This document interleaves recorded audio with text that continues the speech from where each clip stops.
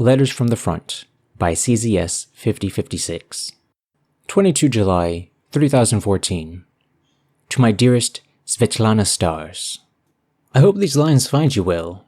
Before I forget, I want to wish you a happy birthday, since I doubt I will be able to write to you for the day itself on the 26th of July. I got your letter yesterday, and I'm so glad to hear that the Jones kid got their driving license. Did your puppy get his shots yet? I wish I was back home with you and the other friends I left behind. I'm thankful to be alive right now here on Kepler 22b. The shells keep flying and going off with such regularity that some of the other guys have started to use them to keep time for boiling their egg rations. I'm getting ready to go on leave from the front, but only for 72 hours, so there'll be no time for me to see you on Mars. The only place near enough for me to sleep in an actual bed and eat food that won't cause a week's worth of constipation is a little town 10 hours away called New Philadelphia, and I hope it's as good as the other guys make it out to be. Major James Sell's wife sent me the new book by Agatha King, and he was kind enough to tear out each chapter when he was done reading it, so we all could have something to read. Private George Glass's girlfriend back home sent him a picture of their kid. That was the happiest I've seen him since we left New York 4 months ago. I had hoped to take you to this little town called Cassia on Hydra, but that was sadly destroyed from orbit with an asteroid during a Tagan offensive, in violation of the Fergie Treaty on the Protection of Non-Combatants of 2974.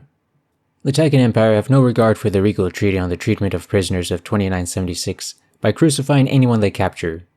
But that is only if the propaganda is true. Since I last wrote to you, we have sadly lost Private Anthony Perkins and Corporal Fred Smith. Perkins fell into a shell hole on our way from the front last week, where the mud was waist high, and we had to leave him there since any rescue attempt would result in 2 bodies in the shell hole instead of only 1. Smith suffered injury from a shell that went off 2 days ago, causing head trauma that he never recovered from. I don't blame the doctors for trying their best. I can still hear his moaning in my sleep before the medic was able to evacuate him. Some random guy came wandering into our trench the other night from no man's land. He looked to be in bad shape.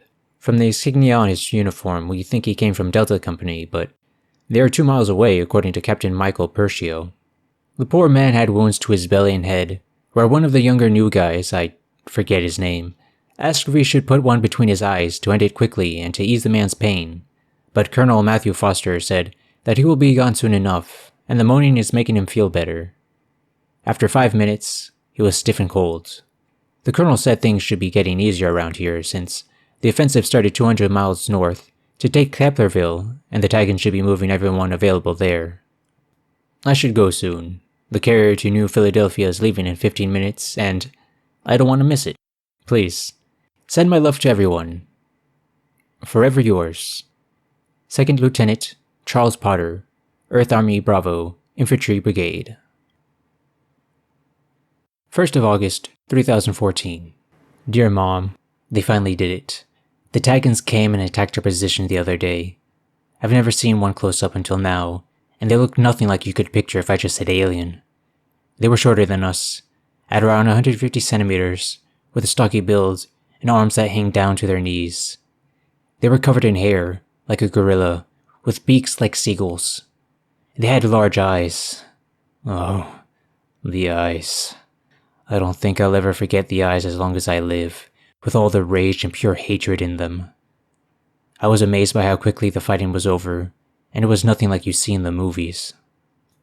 Before they came, they blasted our area for 2 days and nights with high explosives and Tabin.